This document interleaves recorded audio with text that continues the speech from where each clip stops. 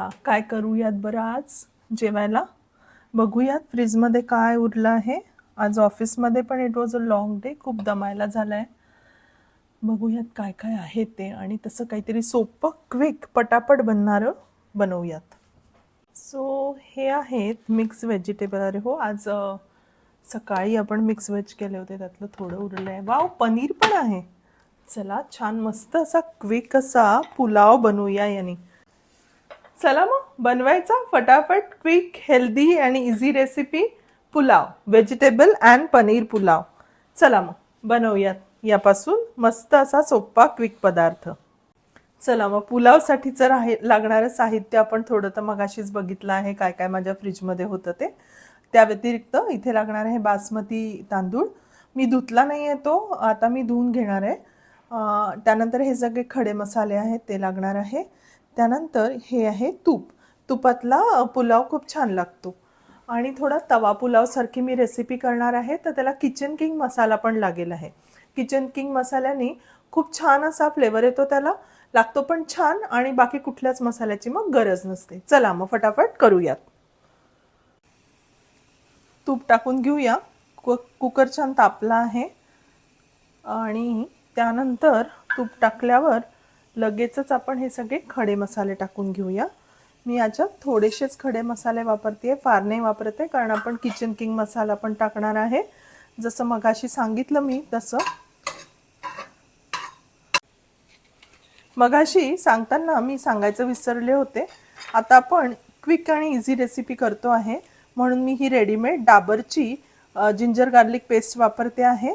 याची फ्लेवर ना खूप छान असते, त्यामुळे मी नेहमी डाबरची जिंजर गार्लिक पेस्ट वापरते. आता ही मसाले झाल्यानंतर यात टाकून घेऊया, आणि त्यानंतर ह्या भाज्या ज्या आहेत मिक्स भाज्या त्या आपण टाकून घेऊया. थोड्याशा भाज्या परतवून घ्यायच्या आहे आपल्याला.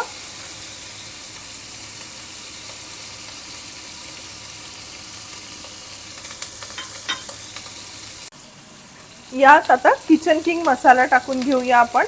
किचन किंग मसाला हा एव्हरेस्टचा किचन किंग मसाला मला खूप आवडतो, याने खूप छान असा फ्लेवर येतो. किचन किंग मसाला ॲड केल्यावर काहीच मसाले ॲड करायची गरज राहत नाही, त्यामुळे मी हा मसाला वापरते. आता आपले मसाले इथे परतवून झाले आहेत, भाजी परतवून झालेली आहे. आपण यात फटाफट पनीर ॲड करूया.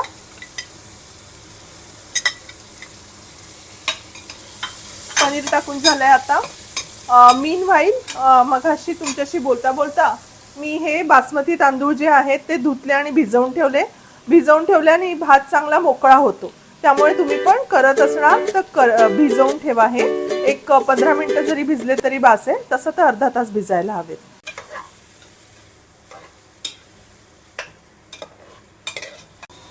आता आपण यात तांदूळ ॲड करून घेऊया, जे आपण धुवून भिजवून ठेवले होते ते. यानी ना भात छान मोकळा होतो, त्यामुळे थोडा वेळ बासमती तांदूळ भिजवून ठेवा. नक्कीच भात छान असा खुललेला आणि मोकळा मोकळा असा होतो. करून बघा. ही टिप जी आहे ती खूप छान टिप आहे, मला माझ्या एका मैत्रिणीने दिली होती आणि मी ती नेहमी अप्लाय करते. आता आपला तांदूळ छान परतवून झाला आहे. यात आपण अमूल बटर ॲड करणार आहोत. आत्ता आपण यात किचन किंग मसाला, भाज्या, पनीर हे सगळं ॲड केलं आहे. मगाशी मी एक गोष्ट सांगायची विसरली. माझ्याकडे हा तळलेला बरिस्ता ज्याला म्हणतात तो आहे. तो पुलावमध्ये टाकला ना अगदी बिर्याणीचा फ्लेवर येतो. तर करून बघा, ही पण टिप खूप छान आहे. हा ॲमेझॉनवर रेडीली अवेलेबल आहे. तळलेला कांदा आहे हा, यानी रंग पण छान येतो आणि फ्लेवर पण खूप छान येतो. आता हे सगळं टाकून झालंय. यात मीठ ॲड करायचं, पाणी ॲड करायचं, आणि मग कुकरचं झाकण लावून 3 शिट्ट्या होऊ द्यायच्या. मी पाणी ॲड करते, तोपर्यंत स्टे ट्यून. आता सगळं टाकून झालंय. याच्यामध्ये तळलेल्या कांद्याचा बरिस्ता, भाज्या, मिक्स भाज्या, अमूल बटर, किचन किंग मसाला, खडे मसाले आणि बटर हे सगळं ॲड केलं. आता यात पाणी ॲड करूया. तांदूळ जेवढा आहे त्याच्या दुपटीच्या प्रमाणात मी पाणी ॲड करते भातात, म्हणजे भात छान मोकळा होतो. आता ह्यात पाणी ॲड करून मी झाकण लावून याला 3 शिट्ट्या होऊ देणार आहे. तोपर्यंत स्टे ट्यून. भात झाला, झाकण पडलं की मी तुमच्याशी पुन्हा भेटते.